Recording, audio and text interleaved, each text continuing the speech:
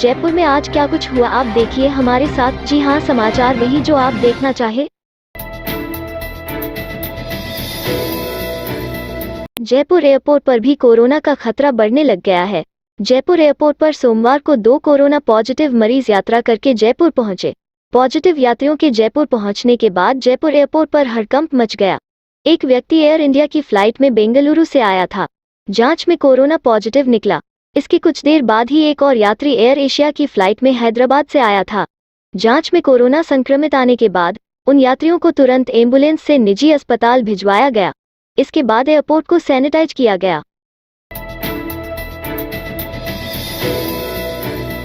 Jaipur airport से जाने वाले 3 विमानों का संचालन सोमवार को रद्द रहा।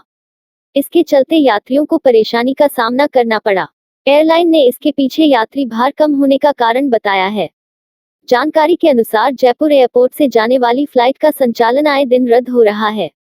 सोमवार को गो एयर की सुबह 8:10 मुंबई, इंडिगो की सुबह 8:25 और गो एयर की सुबह 8:50 अहमदाबाद जाने वाली फ्लाइट का संचालन रहा। प्रदेश में कोरोना संक्रमण का दायरा बढ़ता जा रहा है। यहां रविवार को 5000 से ज्यादा नए संक्रमित आए हैं। बढ़ते संक्रमण के बीच लोग कोरोना की जांच कराने जांच सेंटर पर पहुंच रहे हैं। सोमवार को राजधानी जयपुर में बनी पार्क स्थित सिंधी कॉलोनी के राजकीय प्राथमिक स्वास्थ्य केंद्र पर कोरोना जांच के लिए लोगों की लंबी लाइन नजर आई। सुजानगढ़ उपचुनाव के प्रभारी मंत्री भंवर सिंह भाटी की अगुवाई में सोमवार को कांग्रेस प्रत्याशी मनोज कुमार मेघवाल के समर्थन में जनसंपर्क व जनसभाएं आयोजित हुई। सुजानगढ़ शहर में रावणा राजपूत समाज की ओर से एक बड़ी जनसभा का आयोजन किया गया, जिसमें उच्च शिक्षा मंत्री भंवर सिंह भाटी ने आह्वान किया कि एक बार फिर हमें कांग्रेस प्रत्याशी को सुजानगढ़ से जीत दिलानी है। रावणा राजपूत समाज ने हमेशा बढ़ चढ़कर कांग्रेस का साथ दिया है। मुख्यमंत्री का समाज के प्रति हमेशा विशेष लगाव रहा है। हमें समाज और सुजानगढ़ के विकास के लिए कांग्रेस सरकार को मजबूत बनाना है और सरकार में सुजानगढ़ की भागीदारी बरकरार रखनी है। प्रदेश के शिक्षकों के लिए बड़ी राहत भरी खबर की है। शिक्षा राज्य मंत्री गोविंद सिंह डोटासरा की पहल पर अब प्रदेश भर के शिक्षक संगठनों की गिरदावरी कराई जाएगी। गिरदावरी में आने वाले शिक्षक संगठनों को विभाग की ओर से मान्यता भी दी जाएगी। इसके लिए जल्द विभाग की ओर से गिरदावरी की प्रक्रिया शुरू की जाएगी। पिछले कई सालों से शिक्षक संगठनों की ओर से इस संबंध में मांग की जा रही थी। शिक्षा मंत्री की इस पहल का प्रदेश भर के शिक्षक संगठनों ने स्वागत किया है।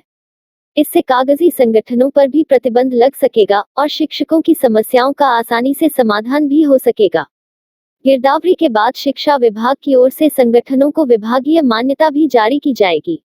मंत्री डोटासरा ने साल में 2 बार शिक्षक संगठनों के पदाधिकारियों की राज्य, जिला व ब्लॉक स्तर पर वार्ता कराने के भी संकेत दिए हैं।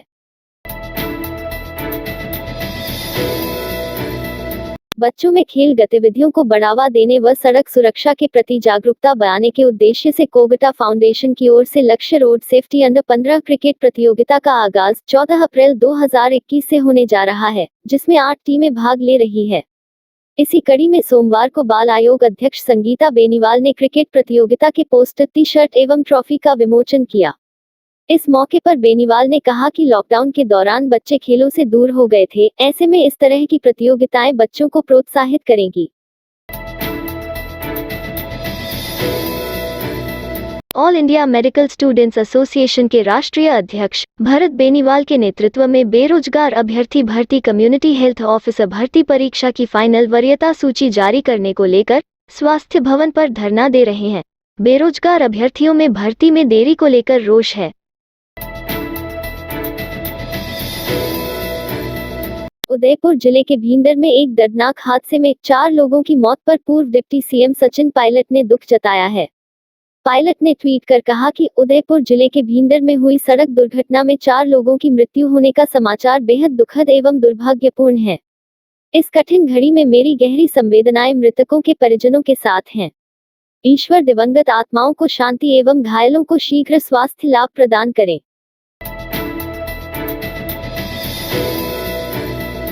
पीसीसी चीफ गोविंद सिंह डोटासरा का केवल सुजानगढ़ पर फोकस करना तथा सहाड़ा और राजसमंद उपचुनाव में नहीं जाना सियासी गलियारों में चर्चा का विषय बना हुआ है।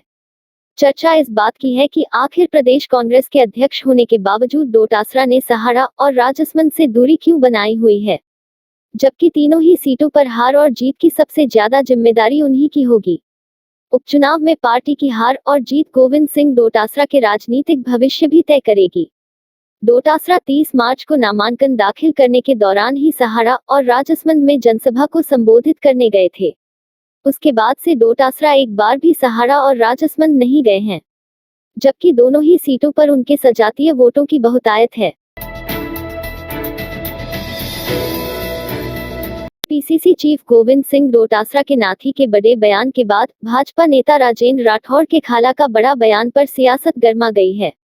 राठौड़ के इस बयान के बाद पीसीसी गोविंद सिंह डोटासरा, मंत्री भंवर सिंह भाटी और सुभाष गर्ग ने भाजपा पर निशाना साधा है। पीसीसी चीफ गोविंद सिंह डोटासरा ने तंज कसते हुए कहा कि आपकी झुंझलाहट में सुजानगढ़ उपचुनाव में भाजपा की हार साफ दिख रही है।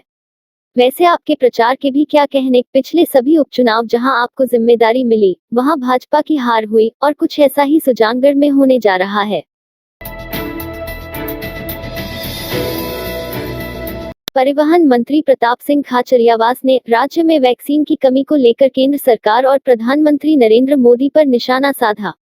खाचरियावास ने कहा कि राजस्थान में कोविड टीकाकरण पर बेहतर तरीके से कार्य किया गया, लेकिन केंद्र की ओर से पर्याप्त मात्रा में वैक्सीन नहीं मिलने से वैक्सीन की कमी हो गई है। उन्होंने कहा कि प्रधानमंत्री नरेंद्र मोदी ने 11 अप्रैल से 14 अप्रैल तक टीका उत्सव मनाने का आह्वान किया है, लेकिन जब राज्य के पास पर्याप्त वैक्सीन ही नहीं होगी तो टीका उत्सव भला कैसे मनाया जा सकता है। खाचरियावास ने यह भी कहा कि पीएम जिस तरीके से असम और बंगाल चुनाव में ध्यान दे रहे हैं, ऐसा ध्यान टीकाकरण पर दिया जाए और व्यवस्थित तरीके से इसका प्रबंधन किया जाए तो वह ज्यादा जरूरी है। एसीबी की टीम ने सोमवार को राजधानी जयपुर में विश्वकर्मा स्थित फायर स्टेशन ऑफिस में assistant fire officer Chhotu Ram को 90,000 रुपए की रिश्वत लेते गिरफ्तार किया है। छोटू राम ने यह रिश्वत की राशि अपने ड्राइवर फतेह सिंह के मार्फत ली थी।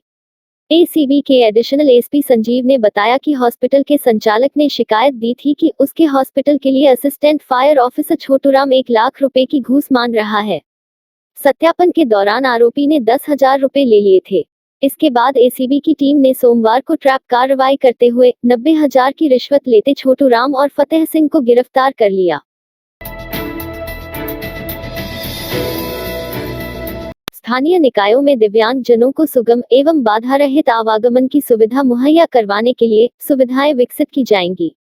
विशेष योग्यजन उपायुक्त की ओर से इस संबंध में स्वायत्त शासन विभाग को पत्र लिखा है।